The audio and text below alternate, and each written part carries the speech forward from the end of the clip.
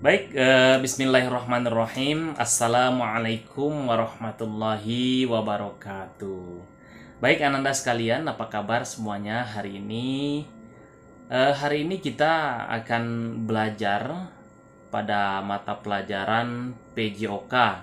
Nah, pada kesempatan kali ini kita akan belajar tentang ilmu kesehatan.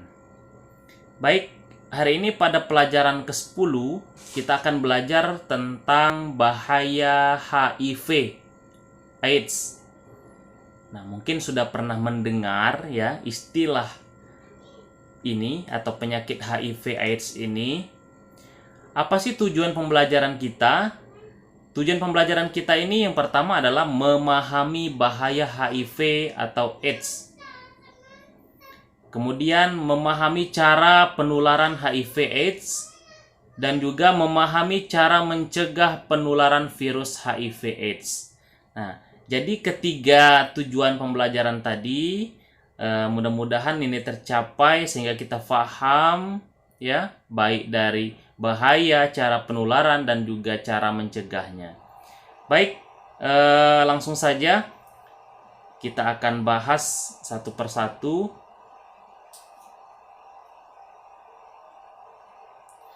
Baik, Ananda sekalian, sekarang kita masuk kepada yang pertama, yaitu bahaya HIV/AIDS di Indonesia. Nah, penyakit HIV/AIDS sudah hampir menyerang ke seluruh dunia. Jadi bukan hanya di Indonesia, penyakit ini sudah mewabah ya. Bahkan penderita HIV/AIDS di Indonesia cenderung meningkat. Nah,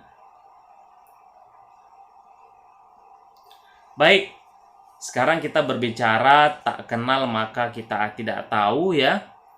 Kita akan berkenalan dulu apa itu HIV ya, asal usul penyakit HIV/AIDS ini. HIV itu adalah singkatan dari Human Immunodeficiency Virus yang merupakan virus yang menyebabkan penyakit AIDS. Nah, jadi HIV itu adalah virusnya, AIDS itu adalah penyakitnya. AIDS itu singkatan juga yang kepanjangan adalah Acute Immunodeficiency Syndrome, yang artinya penyakit AIDS menyerang sistem kekebalan tubuh. Jadi imun kita yang diserang.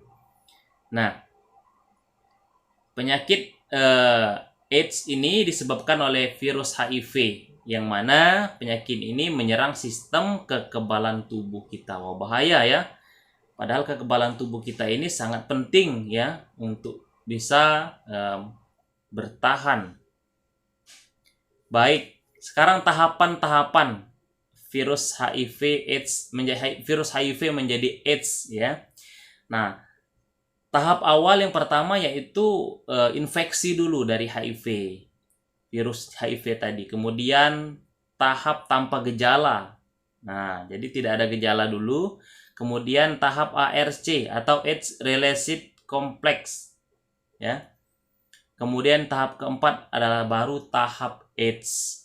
Nah, kemudian tahap gangguan otak susunan saraf pusat. Wah, berbahaya ya, gangguan otak susunan saraf pusat. Dia sangat menyerang ya.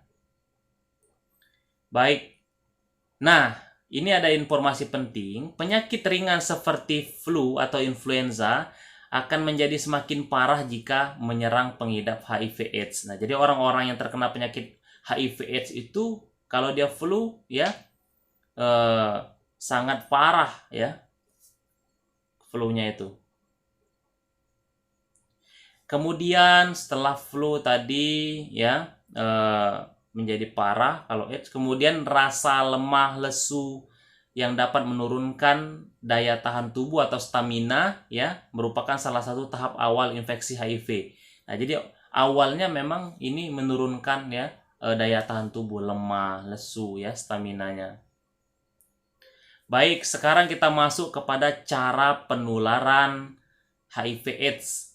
Nah, yang pertama HIV/AIDS dalam tubuh manusia Ini menyerang sel darah merah, yaitu limfosit, tempat yang sangat berperan penting dalam pengaturan sistem kekebalan tubuh atau imunitas. Jadi menyerang sel darah merah.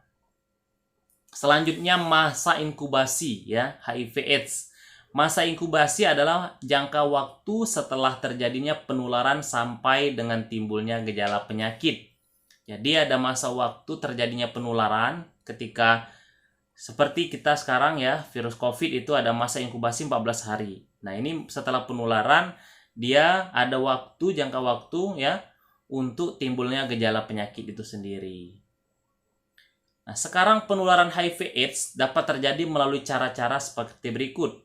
Yang pertama, hubungan kelamin atau hubungan seksual. Ya, ini dapat menularkan. Kemudian donor darah atau transplantasi. Donor organ atau transplantasi. Nah, sekarang kan banyak orang transplantasi organ-organ tubuh. Kemudian cairan tubuh, ya, air liur, ya. Kemudian ibu hamil, alat-alat medis. Nah, ini banyak ya, transfusi darah. Itulah penularan melalui cara-cara tadi. Kemudian gejala awal terinfeksi virus HIV/AIDS.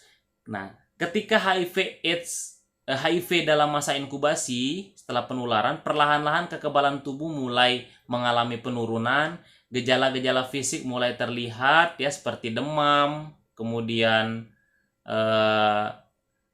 badan cepat lesu, nafsu makan menurun dan lain sebagainya. Udah terlihat tanda-tandanya ya. Nah, sekarang kelompok ya yang berisiko terkena virus HIV/AIDS.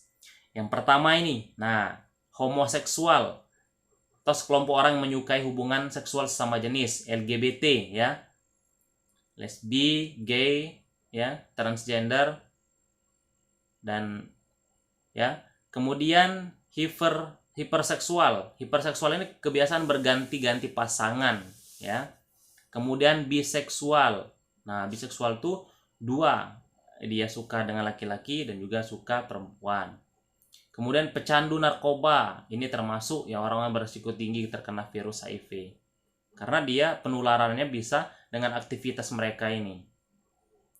Kemudian cara mencegah penularan virus HIV/AIDS ya.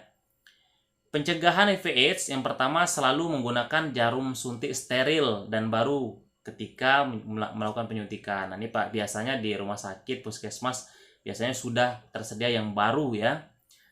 Kemudian selalu menerapkan kewaspadaan mengenai seks aman, hanya berhubungan seks dengan pasangan yang sah sebagai suami istri.